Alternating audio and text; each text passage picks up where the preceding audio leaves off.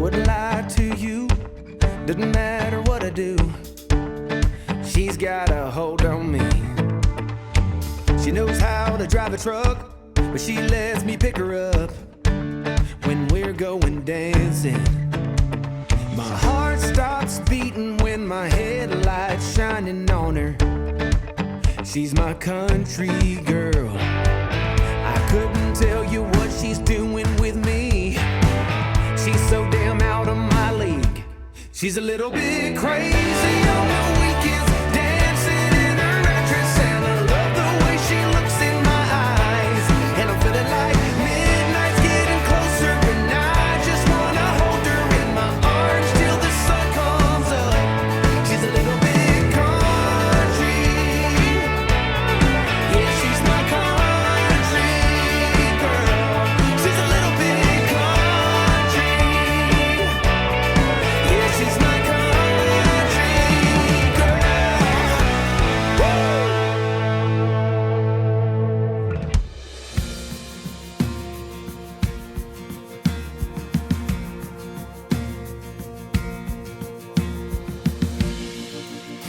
Nasa Suluan sila. Itong tatay ko nasa Suluan. No? Ang nanay ko, Tagalawaan.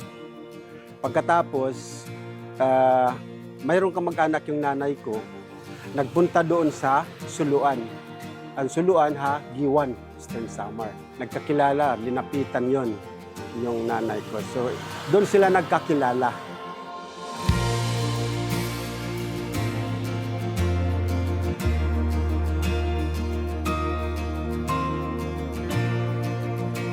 Pagkakilala na mo, medyo baga, parang laksila, nakaianak niyo pag kay dirak bagay nga nakaimo, dirak naruruya nga nakon. Yan ang adlaw, itong giusay din sa barangay San Isidro, inay konche, nga naitay to nyo itong gigubabuhi. Puno ng grasya nga pag-idugma.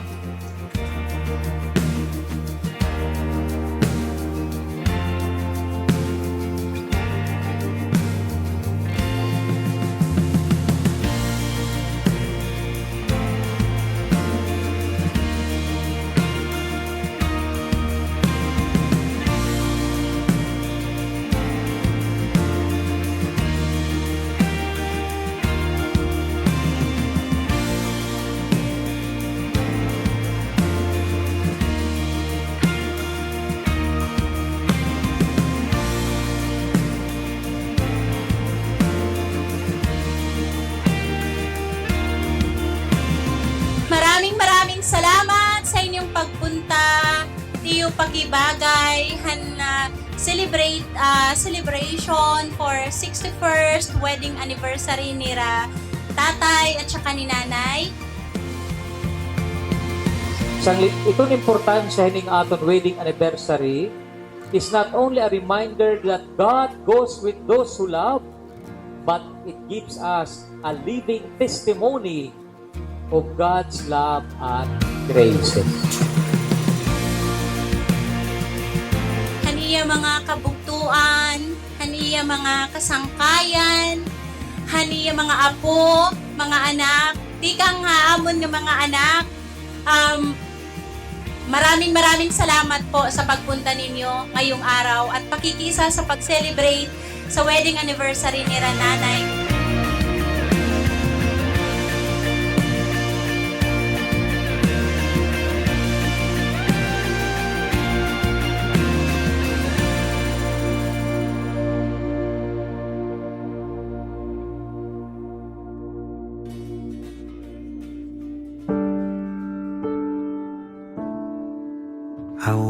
Kung kubriman ako pagunahon na muha ko, kung diri sa patanakon hitsura na among kabutang, diri tayo bubulagan. Kasi ito niya ipagkuhan na, mag-upay na among kuhan, kay nagkukuhan kunta kamihin, kung ngayon ang plano, ang mga trabaho na. I'll get you medicine when your tummy aches. Build you a fire if the furnace breaks. So it could be so nice growing old with you.